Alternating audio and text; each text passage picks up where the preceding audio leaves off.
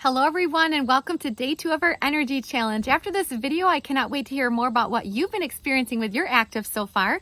But as promised, today I just wanted to hop in here and share a little bit more information with you as to some of the reasons why you might be struggling with a chronic lack of energy or just fatigue in the first place. And so I'm going to split this video up into a couple short ones. That way if you need to take a break, you can revisit things.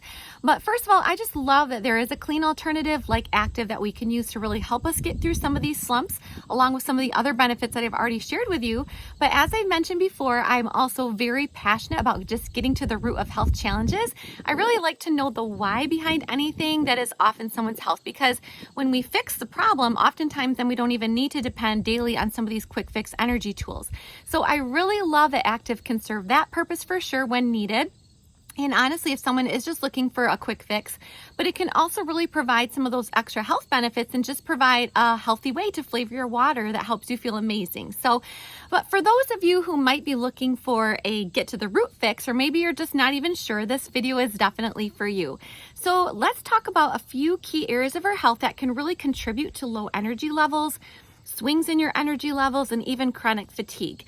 The first is the state of your gut health. Research actually shows that compromised gut health and just changes within your microbiome, that's the community of organisms that live in your intestines, that can actually drain your energy and cause lethargy. And research definitely points to very measurable differences in the gut microbe makeup of energetic people and their always exhausted counterparts. And so studies are linking chronic fatigue with things like impaired intestinal function and even higher numbers of destructive bacteria.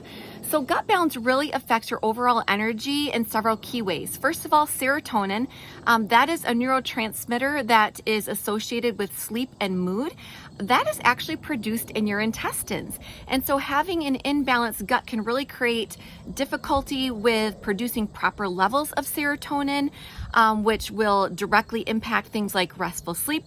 And then of course, plus your next day energy levels and your enthusiasm. And then a lack of sleep also increases your risk for having an imbalanced gut in the first place. So really this vicious cycle is created. Research is also showing that gut bacteria really interact with the nervous system, and that directly impacts your mental stamina, your focus, your concentration. So having an imbalanced gut really just greatly increases the risk of mood conditions like anxiety and depression that can definitely exacerbate feelings of tiredness and exhaustion. So next, those microorganisms that really reside in your gut can also influence how you digest and absorb your food.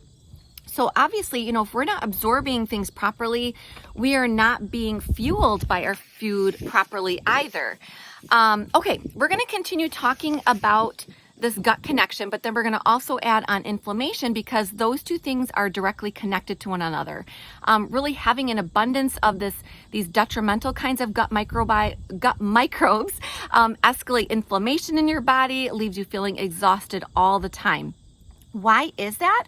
Well, the bad bacteria that can overgrow and reside in your gut can really just cause a lot of irritation and inflammation in the gastrointestinal tract.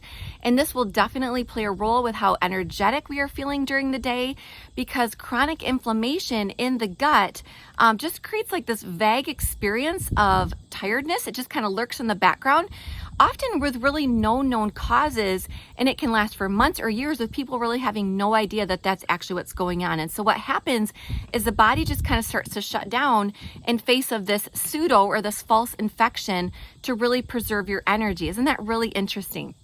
So we're going to switch gears a minute. I'm going to take a break here, and then I'll continue with part 2 of the video.